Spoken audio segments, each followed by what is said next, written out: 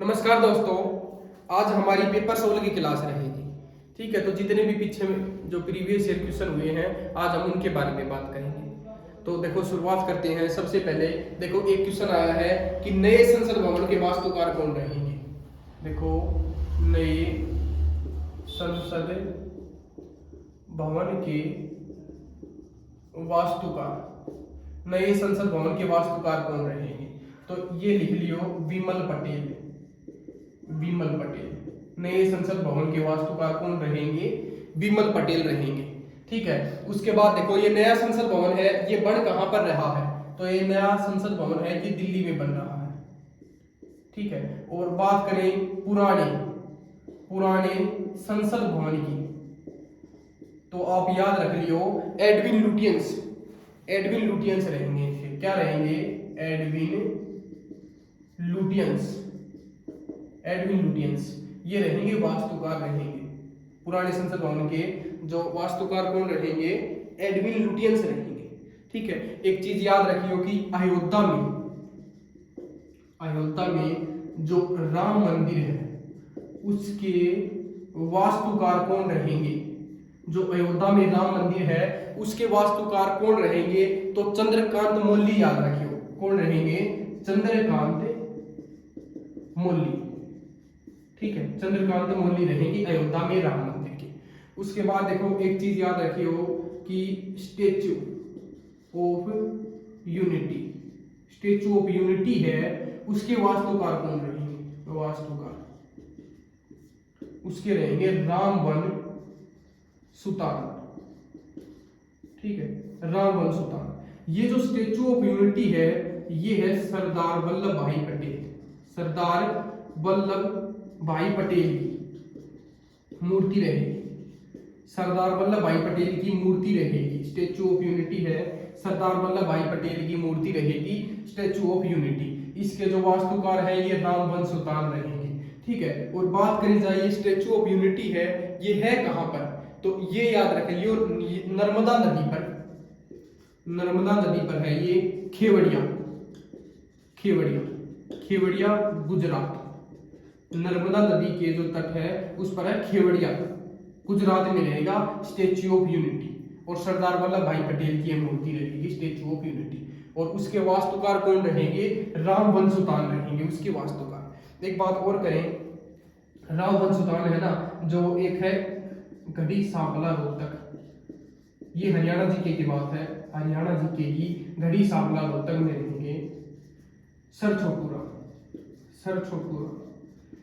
छोटूराम है किसानों का मसीहा। सर छोटूराम है, इनकी बात करें तो इनकी जो मूर्ति है 64 फुट की, 64 फुट ऊंची मूर्ति है जो नरेंद्र मोदी जी ने बनवाई है। और कहां पर रहेगी, गढ़ी सांपला रोहतक में रहेगी। जो सर छोटूराम की मूर्ति है उसके भी बात करें वास्तुकार कौन रहेंगे, रामबन सुतार रहेंगे। ठीक है, और सर छोटूराम की अगर बात कर ली जाए तो 1881 में इनका जन्म हुआ था और 1945 में मृत्यु हुई थी। ठीक है, मृत्यु हुई थी, तो ये याद रख लियो।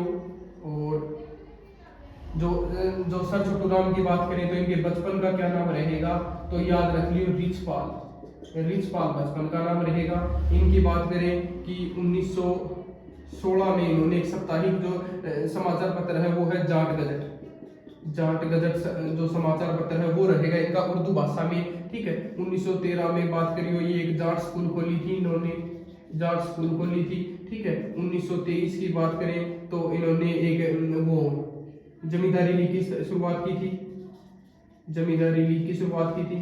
ठीक है, 1924 में एक यूनिनिस्ट पार्टी की जो फजली हुसैन के साथ यूनिनिस्ट पार्टी की स्थापना की थी। ठीक है, यूनिनिस्ट पार्टी की स्थापना की थी। ठीक है, और एक भाखड़ा डैम का जन्मदाता भी इसे कहा जाता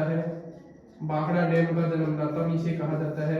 ठीक है, और एक याद रख लियो कि 1927 में इन्हें राय बहादुर की उपाधि मिली थी।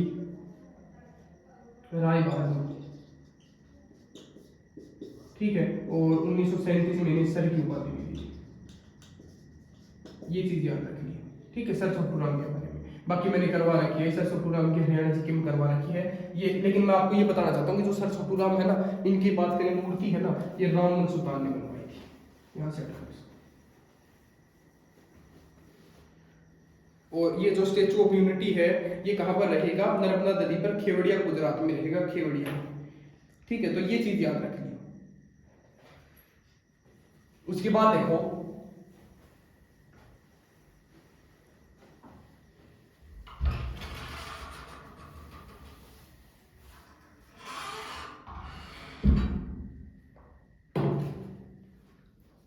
एक क्वेश्चन आया था कि कोयला भारत में सबसे ज्यादा कहां पर होता है? कोयला की बात करें तो कोयला है वो छत्तीसगढ़ में, छत्तीसगढ़ में ज्यादा होता है। और बात करें, ये तो भारत की बात है, और अगर विश्व की बात करें तो चीन में ज्यादा होता है। ठीक है, जो कोयला है छत्तीसगढ़ में ज्यादा होता है, विश्व की बात करें तो वो चीन में ज्यादा होता है। ठीक है, उसके बाद देखो एक बात करें हीरा की, तो हीरा कहां पर रहेगा? मध्य प्रदेश में रहेगा। ठीक है, मध्य प्रदेश में रहेगा पन्ना।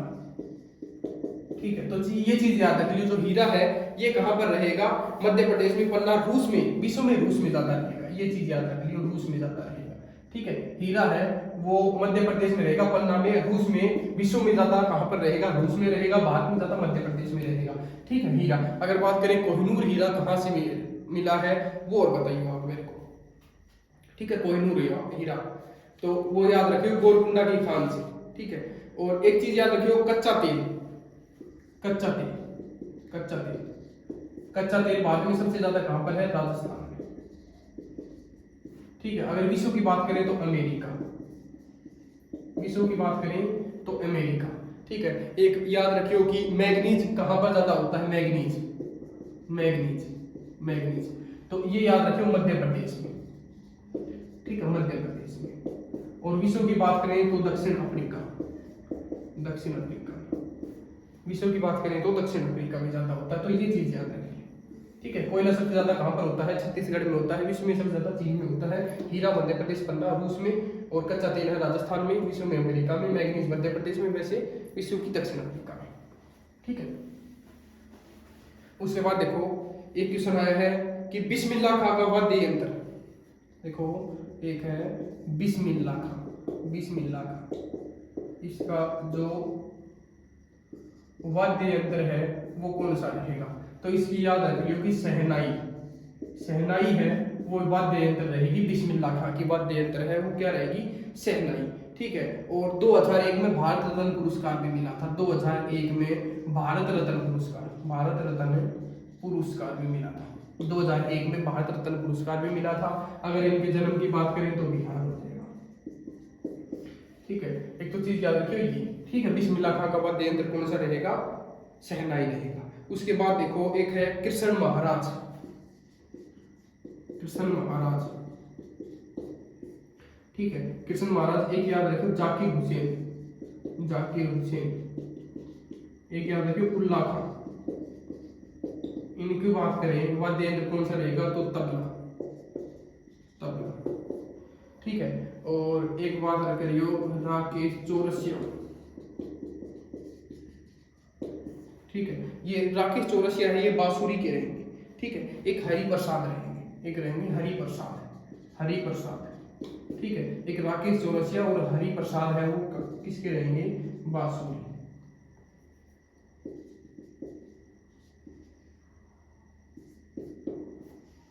ठीक है, बांसुरी, ये याद रखिए, बांसुरी के रहेंगे हरि प्रसाद और राकेश चौरसिया। राकेश चौरसिया और हरि प्रसाद है किसके रहेंगे? बांसुरी के। और उल्ला खां, जाकिर हुसैन और कृष्ण महाराज ये रहेंगे तबला के। ठीक है,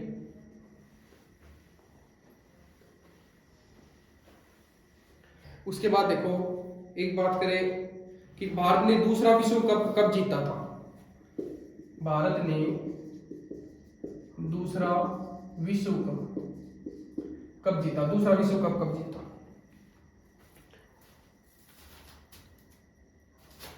देखो बात करें भारत ने दूसरा विश्व कप कब जीता, तो ये याद रखियो 2011 में, 2011 में जीता था। भारत ने दूसरा विश्व कप कब जीता? 2011 में जीता। बाद में बात करें वानखेड़ा स्टेडियम, भारत में वानखेड़ा स्टेडियम कहां पर है? ये मुंबई में। ठीक है, और किसकी कैप्टनसी में जीता था? तो महेंद्र सिंह धोनी। बात करें पहले की बात करें तो वो याद रख ले 1983 में कपिल देव। और कपिल देव की एक जो बुक भी रहेगी, उनका क्या नाम रहेगा, क्रिकेट माई स्टाइल।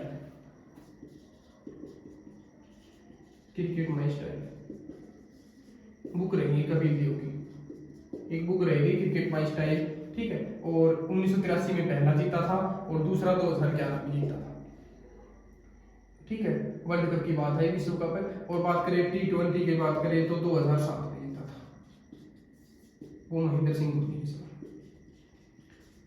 ठीक है। महेंद्र सिंह धोनी की कैप्टनसी में जीता था T20 का जो वर्ल्ड कप है, 2007 में जीता था। और जो भारत का दूसरा विश्व कप है ये 2011 में जीता था, ठीक है। वानखेड़ा स्टेडियम मुंबई में हुआ था, महेंद्र सिंह धोनी की कैप्टनसी में जीता गया था 2011 में। और बात करें कि इसमें इसकी शुरुआत कब हुई थी, 1975 में। देखो 1975 में कौन जीता था, वेस्ट इंडीज जीता था। और 1979 में भी वेस्ट इंडीज जीता था। उसके बाद 1983 में भारत जीता था, ठीक है। तो ये चीज याद रखिएगा। उसके बाद देखो एक क्वेश्चन आया था कि जनगणना पर, जनगणना है वो केंद्र सूची में आती है, ठीक है। जनगणना है ना वो केंद्र सूची में आती है, केंद्र सूची में, ठीक है। जनगणना केंद्र सूची में आती है। बात करें पहली जनगणना 1872 में लॉर्ड मेयो के समय में, ठीक है, 1872 की। और दशकीय जनगणना 1881 में लॉर्ड रिपन के समय में, ठीक है। 1881 में लॉर्ड रिपन के समय में, 1872 में लॉर्ड मेयो के समय में, ठीक है। और बात करें विश्व की पहली जनगणना हुई थी, पहली की बात करें तो वो हुई थी स्वीडन में, ठीक है। पहली जनगणना हुई थी वो स्वीडन में हुई थी। और बात करें कि जैसे स्वतंत्र भारत की पहली जनगणना 1951 में हुई थी, ठीक है। और स्वतंत्र भारत की तो ये 7वीं जनगणना 2011 की। और वैसे बात करें तो ये कौन सी हो गई, 17वीं हो गई शायद, 15वीं, ठीक है। वैसी है तो ये 15वीं हो गई। स्वतंत्र भारत की 7वीं जनगणना हो गई। और ये बात करें 1872 से बात करें तो 15वीं जनगणना हो गई 2011 की, ठीक है। तो जनगणना की बात होगी, केंद्र सूची में आती है जनगणना। स्वतंत्र भारत की पहली जनगणना कब हुई थी, 1951 में हुई थी, ठीक है। एक बात करें कि मुख्य चुनाव आयुक्त की नियुक्ति कौन करता है। देखो मुख्य चुनाव आयुक्त की नियुक्ति कौन करता है, तो याद रखियो राष्ट्रपति करता है। मुख्य चुनाव आयुक्त की नियुक्ति कौन करता है, राष्ट्रपति करता है, ठीक है। और बात करें कि चुनाव कार्य कितना होता है, 6 वर्ष का होता है। इसमें चुनाव कार्य कितना होता है, 6 वर्ष का होता है, ठीक है। और आयुक्त की बात करें तो 65 वर्ष। आयुक्त कार्य 65 वर्ष, ठीक है। और पहले मुख्य चुनाव आयुक्त कौन थे, सुकुमार सिंह पहले चुनाव आयुक्त थे, ठीक है। पहले चुनाव आयुक्त कौन थे, सुकुमार सिंह थे, ठीक है। और वर्तमान में कौन है, राजीव कुमार है। वर्तमान में कौन है, राजीव कुमार वर्तमान में कौन है, राजीव कुमार है, ठीक है। और एक बात करें महिला की बात करें, पहली महिला कौन रहेगी, रमा देवी। पहली महिला की बात करें, पहली महिला कौन रहेगी, रमा देवी, ठीक है। 1990 में, ठीक है। कब बनी थी, 1990 में बनी थी। उसके बाद देखो एक बात करें कि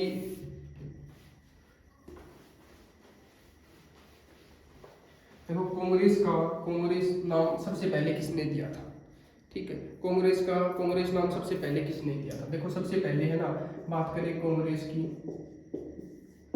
पहले कांग्रेस का नाम होता था भारतीय राष्ट्रीय संघ। पहले नाम होता था भारतीय राष्ट्रीय संघ, नाम होता था कांग्रेस का, ठीक है। उसके बाद कांग्रेस नाम किसने दिया, तो ये याद रखियो दादा भाई नारोजी ने। किसने नाम दिया, दादा भाई नारोजी ने। कांग्रेस की स्थापना कब हुई, 1885 में, ठीक है। और बात करें संस्थापक कौन रहेंगे, संस्थापक रहेंगे ए ओ हयून। ए ओ हयून है, ये कहाँ का रहेगा, इटावा, रिटायर्ड डीसी इटावा का ए ओ हयून। ठीक है, बात करें कांग्रेस का पहला महासचिव, कांग्रेस का पहला महासचिव कौन रहेगा, ए ओ हयून रहेगा। कांग्रेस का पहला महासचिव कौन रहेगा, ए ओ हयून रहेगा। ठीक है, उसके बाद देखो जो 72 सदस्य थे उसकी जो अध्यक्षता है, 72 सदस्य की जो अध्यक्षता है वो कौन करता है, डब्ल्यू.सी. बैनर्जी, व्योमेश चंद्र बैनर्जी। अध्यक्षता कौन करता है, डब्ल्यू.सी. बैनर्जी, व्योमेश चंद्र बैनर्जी अध्यक्षता करता है 72 सदस्यों की। ठीक है, और संस्थापक ए ओ हयूम रहेगा, इटावा में रिटायर्ड डीसी। कांग्रेस का पहला महासचिव कौन रहेगा, ए ओ हयूम रहेगा। ठीक है, ए ओ हयूम को hermit of Shimla, hermit of Shimla, hermit of Shimla किसे कहते हैं, ए ओ हयूम को कहते हैं हर्मिट ऑफ शिमला कहते हैं। ठीक है, और उसके बाद देखो एक बात करें, पहला मुस्लिम अध्यक्ष, पहला मुस्लिम अध्यक्ष कौन रहेगा, वो याद रखियो, बदरुद्दीन तैयब जी। ठीक है, बदरुद्दीन तैयब जी रहेगा मुस्लिम अध्यक्ष। और बात करें अंग्रेज अध्यक्ष कौन रहेगा पहला, वो याद रखियो, जॉर्ज यूले। ठीक है, और बात करें महिला अध्यक्ष की बात करें तो एनी बेसेंट, एनी बेसेंट। ठीक है, एनी बेसेंट रहेगी महिला अध्यक्ष पहली। कब रहेगी, 1917 में। एनी बेसेंट कहाँ से आई थी, आयरलैंड से आई थी। ठीक है, आयरलैंड से आई थी एनी बेसेंट। और कब आई थी, ये याद रखियो, 1893 में आई थी। 1893 में ही महात्मा गांधी दक्षिण अफ्रीका गए थे। ठीक है, दक्षिण अफ्रीका गए थे। और एक स्वामी विवेकानंद है, वो कहाँ पर गए थे, शिकागो गए थे। लिख लियो, स्वामी विवेकानंद है, विवेकानंद वो कहाँ पर गए थे, शिकागो गए थे, सर्वधर्म सम्मेलन में भाग लेने के लिए गए थे। और ये कौन क्या लेकर गए थे, तो ये लिख लियो, श्रीमद् भगवत गीता है, भगवत गीता, श्रीमद् भगवत गीता लेकर गए थे। ठीक है, स्वामी विवेकानंद। तो 1893 में एनी बेसेंट आई थी। ठीक है, और महात्मा गांधी है वो दक्षिण अफ्रीका गए थे, और स्वामी विवेकानंद है वो शिकागो गए थे सर्वधर्म सम्मेलन में भाग लेने के लिए। और क्या लेकर गए थे, भगवत गीता लेकर गए थे। ठीक है, तो ये पहली महिला हो गई एनी बेसेंट। और बात करें भारत की पहली महिला की बात करें तो सरोजिनी नायडू, कौन रहेगी, सरोजिनी नायडू। ठीक है, जो कानपुर अधिवेशन है 1925 में, उसकी अध्यक्षता करेंगी सरोजिनी नायडू। ठीक है, तो पहली महिला अध्यक्ष कौन हो गई, भारत की पहली महिला अध्यक्ष सरोजिनी नायडू। ठीक है, और वैसे बात करें तो कांग्रेस की पहली महिला अध्यक्ष कौन रहेगी, एनी बेसेंट रहेगी। ठीक है, और बात करें 1924 में एक हुआ था बेलगांव अधिवेशन, जिसकी अध्यक्षता किसने की थी, महात्मा गांधी ने, महात्मा गांधी। ठीक है, ये चीज याद रखनी है। तो ये कांग्रेस की बात है, और उसमें अधिवेशन हुए हैं उनकी। देखो कुछ अधिवेशन पढ़ लेते हैं एक बार, जो इम्पोर्टेंट है वो देख लेते हैं। सबसे पहले देखो एक अधिवेशन है 1896 का कलकत्ता अधिवेशन। देखो एक पढ़ लेते हैं, 1896 का है एक कलकत्ता अधिवेशन, कलकत्ता अधिवेशन 1896 हुआ था कलकत्ता अधिवेशन। ठीक है, जिसमें बात करें कि इसमें राष्ट्रीय गीत गाया गया था, राष्ट्रीय गीत गाया गया था। किसने लिखा था, तो याद रखियो, बंकिम चंद्र चट्टोपाध्याय। ठीक है, चट्टोपाध्याय, बंकिम चंद्र चट्टोपाध्याय, बंकिम चंद्र चटर्जी भी कह दो, बंकिम चंद्र चट्टोपाध्याय भी कह दो। इसने लिखा था राष्ट्रीय गीत। और कौन सी पुस्तक है, आनंद मठ, आनंद मठ में लिखा था। ठीक है, आनंद मठ में लिखा था, ये बात याद रख लियो। इसकी अवधि की बात करें तो 65 सेकंड याद रख लियो, या 1 मिनट 5 सेकंड भी याद रख लियो। ठीक है, तो ये चीज याद रख लियो। बंकिम चंद्र चट्टोपाध्याय। ठीक है, राष्ट्रीय गीत है जो 1896 का जो हुआ था कलकत्ता अधिवेशन, उसमें गाया गया था ये। ठीक है, एक बात करिए, आनंद मठ में है ना सन्यासी विद्रोह का भी वर्णन मिलता है, ये चीज याद रख लियो कि सन्यासी विद्रोह का भी वर्णन मिलता है, सन्यासी विद्रोह का भी वर्णन मिलता है आनंद मठ में। ठीक है, ये बंकिम चंद्र चट्टोपाध्याय है, इन्होंने राष्ट्रीय गीत लिखा था आनंद मठ में। ठीक है, और आनंद मठ में ही सन्यासी विद्रोह भी मिलता है। ठीक है, उसका वर्णन भी मिलता है, इसमें समय 65 सेकंड रहेगी राष्ट्रीय गीत की। उसके बाद देखो एक अधिवेशन आता है 1905 का बनारस अधिवेशन। बनारस अधिवेशन, ठीक है, 1905 में आता है बनारस अधिवेशन, जिसकी अध्यक्षता कौन करता है? गोपाल कृष्ण गोखले। ठीक है, इसकी अध्यक्षता कौन करता है? गोपाल कृष्ण गोखले। गोपाल कृष्ण गोखले अध्यक्षता करता है, और इसमें सबसे पहले स्वदेशी की मांग उठी थी। ठीक है, एक तो चीज ये याद रख लियो। उसके बाद देखो एक अधिवेशन हुआ था 1906 में, कलकत्ता अधिवेशन हुआ था। ठीक है, 1906 में हुआ कलकत्ता अधिवेशन। ठीक है, जिसमें बात करें स्वराज्य की मांग उठी थी, स्वराज्य की मांग उठी थी। और अध्यक्षता कौन करता है? तो दादा भाई नारोजी करता है अध्यक्षता। ठीक है, अध्यक्षता कौन करता है? दादा भाई नारोजी। ये चीज याद रखिए। उसके बाद देखो एक अधिवेशन होता है 1907 का सूरत अधिवेशन। ठीक है, 1907 में होता है सूरत अधिवेशन। और जो कांग्रेस के दो दल हैं, नरम दल और गरम दल, नरम दल और गरम दल, तो कांग्रेस दो भागों में बट गया, नरम दल और गरम दल। ठीक है, उसके बाद होता है 1916 में एक अधिवेशन होता है जिसका नाम है लखनऊ अधिवेशन। ठीक है, 1916 में होता है लखनऊ अधिवेशन, जिसकी अध्यक्षता कौन करता है? अंबिका चरण मजूमदार। अंबिका चरण मजूमदार। ठीक है, 1916 के लखनऊ अधिवेशन में अंबिका चरण मजूमदार अध्यक्षता करता है। और 1916 में जो ये सूरत में जो नरम दल और गरम दल अलग हुए थे सूरत अधिवेशन में कांग्रेस के, वो दोनों दल एक हो गए। इसमें जो दो दल हुए थे कि दो भागों में बट गया था, वो एक हो गए, दोनों दल एक हो गए। ठीक है, ये चीज याद रख लियो। 1917 की मैंने आपको बताई दी कि जो एनी बेसेंट है, एनी बेसेंट वो अध्यक्षता करता है। 1900 जो पहली महिला अध्यक्ष रहेगी 1917 में। ठीक है, एक चीज ये याद हो गई। और 1925 में ये याद रख ली होगी सरोजिनी नायडू, सरोजिनी नायडू जो कानपुर अधिवेशन। ठीक है, कानपुर अधिवेशन। उसके बाद एक लिख लिया 1929 में कि पूर्ण स्वराज्य प्रस्ताव पारित, पूर्ण स्वराज प्रस्ताव पारित हुआ था। ठीक है, 1929 में लाहौर अधिवेशन हुआ था। कौन सा अधिवेशन हुआ था? लाहौर अधिवेशन हुआ था। और ये चीज याद रखिए, इसकी अध्यक्षता कौन करता है? पंडित जवाहरलाल नेहरू। पंडित जवाहरलाल नेहरू अध्यक्षता कौन करता है? पंडित जवाहरलाल नेहरू अध्यक्षता करता है 1929 में। ठीक है, लाहौर अधिवेशन की प्रस्ताव पारित हुआ था, तो ये चीज याद रखनी। ठीक है, उसके बाद देखो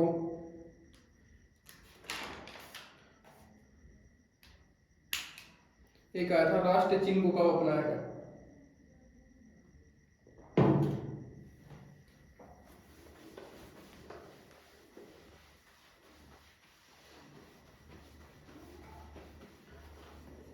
देखो राष्ट्रीय चिन्ह को कब अपनाया गया? राष्ट्रीय चिन्ह को कब अपनाया गया? याद रखियो 26 जनवरी 1950 को अपनाया गया था। 26 जनवरी 1950 को अपनाया गया राष्ट्रीय चिन्ह। इसमें क्या रहेगा? सिंह रहेंगे, 4 सिंह रहेंगे, जिसमें से 3 दिखाई देते हैं, 3 दिखाई देते हैं। ठीक है, और ये कहाँ से लिया गया है? तो जो वो है ना सारनाथ में जो अशोक स्तंभ है, उसके बात करें शीर्ष भाग की अनुकृति है। जो सारनाथ में है ना, सारनाथ में जो अशोक स्तंभ है, उसकी बात करें शीर्ष भाग की अनुकृति है ये। ठीक है, 4 शेर रहेंगे, दिखाई 3 देंगे। और ये बात याद रखियो कि एक यहाँ पर लिखा हुआ है सत्यमेव जयते, वो लिखा गया है देवनागरी, एकमात्र वैज्ञानिक लिपि देवनागरी लिपि में लिखा गया है। ठीक है,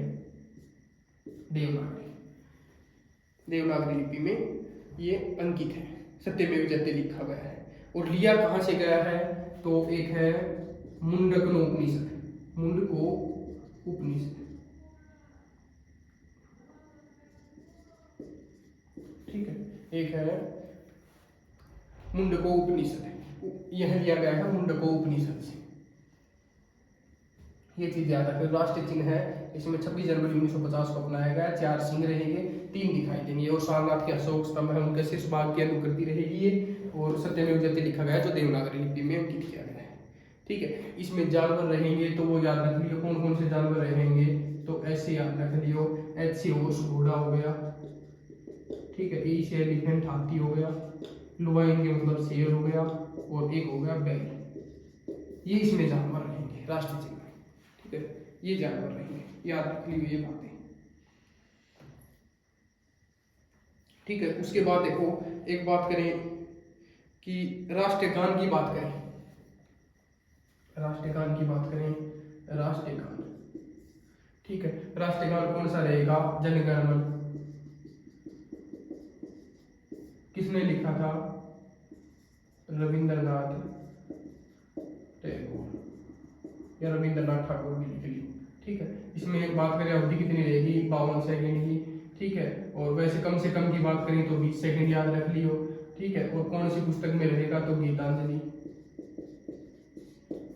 ठीक है, ये बात याद रख लियो, ठीक है। इसके लिए इन्हें नोबेल पुरस्कार में मिला था, नोबेल पुरस्कार में मिला था, ठीक है। राष्ट्रीय गान की ये बात याद रख लियो। और एक बात याद रख लियो कि इसमें जो सर्वप्रथम गाया गया था वो 1911 में गाया गया था, 27 दिसंबर 1911 में गाया गया था, ये बात याद रख लियो। जब दिल्ली दरबार आता है और महारानी मेरी और जो जॉर्ज पंचम है वो भारत आते हैं, और स्वागत गीत गाया जाता है, स्वागत गीत गाया जाता है, उसी को आगे चलकर राष्ट्रीय गान बना दिया जाता है। तो ये याद रख लियो, सबसे पहले कब गाया गया, 27 दिसंबर 1911 में दिल्ली दरबार में गाया गया था, ये चीज याद रख लिया, ठीक है। भारतीय राष्ट्रीय कांग्रेस के कलकत्ता अधिवेशन में गाया गया था, ठीक है, भारतीय राष्ट्रीय कांग्रेस के कलकत्ता अधिवेशन में भी गाया गया था, ये चीज याद रख लिया, ठीक है। उसके बाद देखो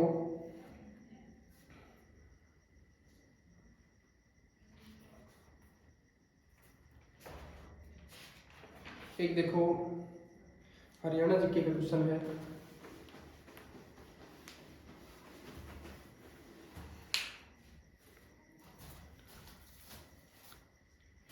देखो एक क्वेश्चन आया है कि काल का विधानसभा क्षेत्र किस जिले के अंतर्गत आता है। देखो याद रखियो, काल का विधानसभा क्षेत्र, काल का विधानसभा क्षेत्र है वो किस जिले के अंतर्गत आता है, तो याद रखियो पंचकुला के अंतर्गत आता है। काल का विधानसभा क्षेत्र है वो किस जिले के अंतर्गत आता है, पंचकुला के अंतर्गत आता है। हरियाणा विधानसभा का गठन कब हुआ था, विधानसभा का गठन कब हुआ था, 1 नवंबर 1966 को। उस समय विधानसभा की कितनी बात करें, कितने सदस्य थे, तो याद रख लियो 54 सदस्य थे। उस समय कितने सदस्य थे, 54 सदस्य थे, ठीक है। उसके बाद याद रखियो 1967 में सदस्य कितने हो गए विधानसभा के, 54 सदस्य तो पहले थे, 81 हो गए, ठीक है। तो 1967 में कितने सदस्य हो गए, 81 सदस्य हो गए। उसके बाद 1977 में ये सीटें कितनी हो गई, सदस्य कितने हो गए, 90, विधानसभा में 90 सदस्य हो गए, और वर्तमान में भी कितने हैं, 90 ही हैं, और 2026 तक कोई चेंज भी नहीं होगा, ठीक है। ये बात याद रख लियो। एक चीज याद रख लियो, विधानसभा में 17 सीटें हैं वो आरक्षित रहेगी, ठीक है। और कौन सी जिले में जो आरक्षित सीट नहीं है, तो याद रख लियो, एक तो महेंद्रगढ़, एक फरीदाबाद, ठीक है, एक मेवात, एक पंचकुला और एक चरखी दादरी। इन 5 जिलों में कोई भी सीट आरक्षित नहीं है, ठीक है, और सभी में 17 सीटें आरक्षित रहेंगी।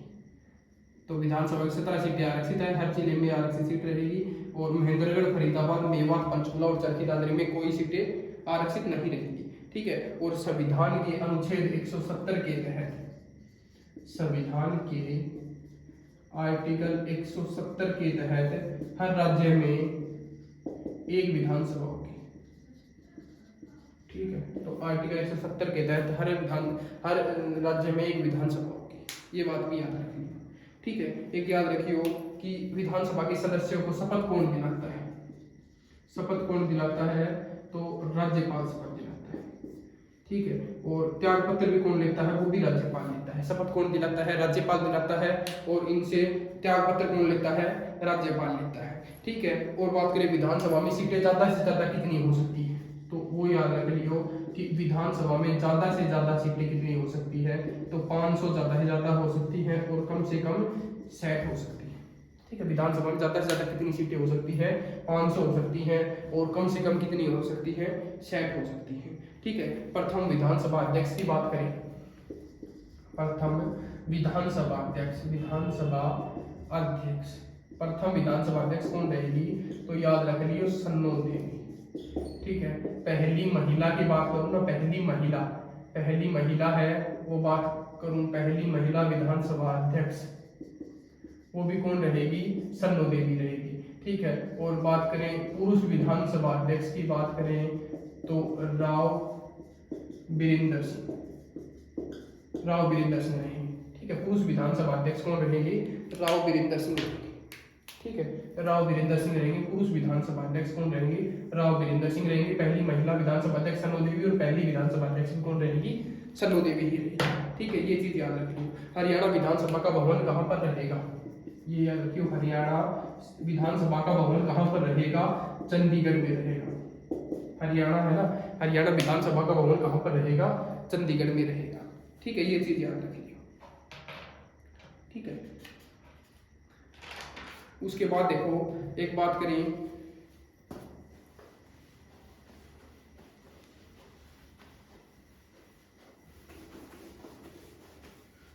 देखो एक क्वेश्चन आया है, हरियाणा में किस वर्ष के दौरान वन नीति विकसित हुई? तो देखो वन नीति ये 2006 में आई थी। मैंने पीछे पेपर करवाया था, उसमें भी ये बात बताई थी। देखो कि जो भगत फूल सिंह महिला विश्वविद्यालय है जो कानपुर कला सोनीपत में है, पहला महिला विश्वविद्यालय है कानपुर कला सोनीपत में, भगत फूल सिंह महिला विश्वविद्यालय है, वो भी 2006 में ही बना था। ठीक है, तो और वैसे बात करें पहला महिला विश्वविद्यालय मुंबई में रहेगा जो 1916 में बना था। तो वन नीति कब आई थी? 2006 में आई थी। और बात करें उस समय की, बात करें कि जो वन नीति आई थी उस समय 20% भाग पर वन होने चाहिए, 20% भाग पर वन होने चाहिए। लेकिन कितने भाग पर वन थे? 3.9% भाग पर, 3.9% भाग पर वन थे। और बात करें वर्तमान में वन कितने हैं? तो 6.8% भाग पर वन है। ठीक है, और हरियाणा सरकार ने लक्ष्य कितना रखा है? 10% भाग का, कि 10% भाग पर वन होने चाहिए। ठीक है, और 20% भाग पर वन, जो ये वन नीति आई थी इसमें बताया गया है कि इसके अनुसार 20% भाग पर वन होने चाहिए। और अब कितने हैं? 10% भाग पर जो लक्ष्य रखा गया है। और एक चीज ये याद रख लियो कि जो क्षेत्रफल में और प्रतिशत में सबसे ज्यादा वन कहाँ पर रहेंगे? पंचकुला में रहेंगे। और बात करें कम कहाँ पर, तो ये याद रख लियो फतेहाबाद और पानीपत, सबसे कम वन रहेंगे फतेहाबाद और पानीपत में, और सबसे ज्यादा वन कहाँ पर रहेंगे? पंचकुला में। ठीक है, वन नीति कब आई थी? 2006 में आई थी। ठीक है, और उसमें क्या कहा गया था कि 20% भाग पर वन होने चाहिए, लेकिन 3.9% भाग पर ही वन थे। ठीक है, वर्तमान में कितने हैं? 6.8% भाग पर वन है। और लक्ष्य कितना रखा गया है? हरियाणा सरकार ने 10% भाग पर वन लक्ष्य रखा गया है। ठीक है, और सबसे ज्यादा वन कहाँ पर है? पंचकुला में है। कम कहाँ पर है? फतेहाबाद और पानीपत में सबसे कम वन है। ठीक है, एक तो चीज हो गई याद रखने वाली। उसके बाद देखो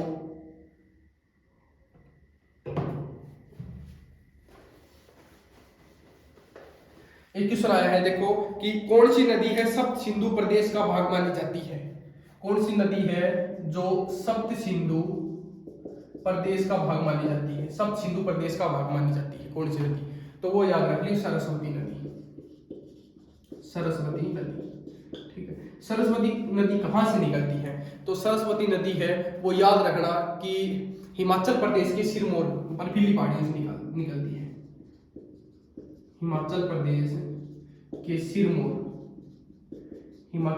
के सिरमौर से बर्फीली पहाड़ियों से निकलती है।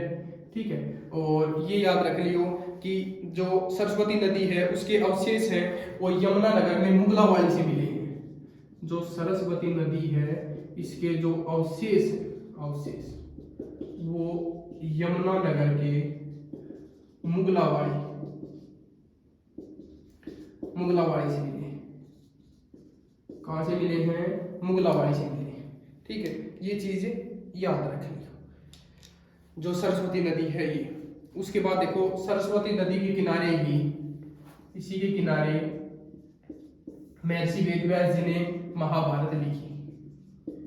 ठीक है, महर्षि वेदव्यास जी ने इसी के किनारे महाभारत लिखी। ठीक है, एक चीज ये याद रख रहे हो, एक बात याद रखियो कि हरियाणा है वो पहले सरस्वती नदी के किनारे था, पहले सरस्वती नदी के किनारे बसा हुआ था।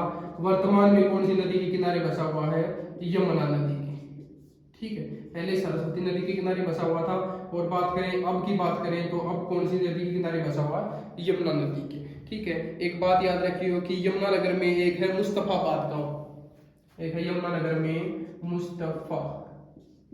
मुस्तफाबाद है गांव, उसमें जो वहां पर सबूत मिले हैं, सरस्वती नदी बहने के सबूत मिले हैं और उसी का नाम सरस्वती नगर कर दिया गया है।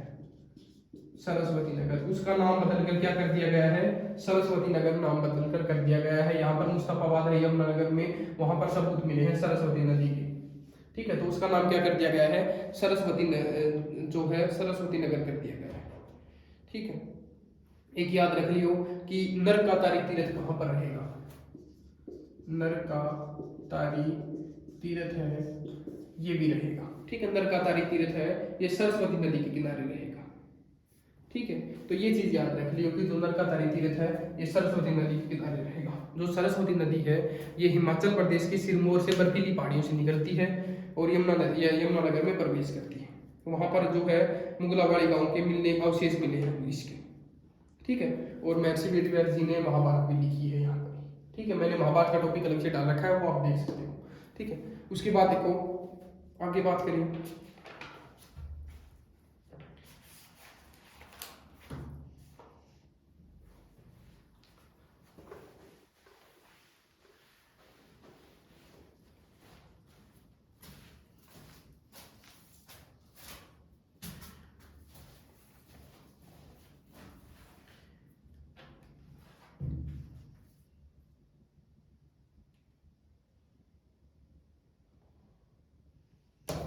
आज की क्लास यहीं पे ही समाप्त करते हैं। धन्यवाद।